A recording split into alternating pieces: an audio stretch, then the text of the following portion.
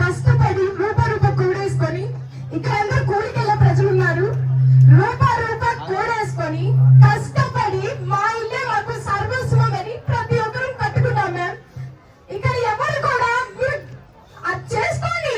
ఇప్పుడు ఇది అర్హులైన వారు అంటున్నారే, చెయ్యండి. అర్హులైన వారు 8-9 సంవత్సరాల నుంచి ఎందుకుంటారు? ఏ ఫెసిలిటీ లేకుండా, అర్హులైన వాళ్ళు కరెంట్ లేకుండా, నీళ్లు లేకుండా ఎందుకుంటారు ఇక్కడ? మీరు మామూలుగా పిలిచి పంపిస్తున్నారని చెప్పండి. ఇప్పుడు ఉన్నారు, పోలీస్ శాఖ ఉన్నారు మ్యామ్.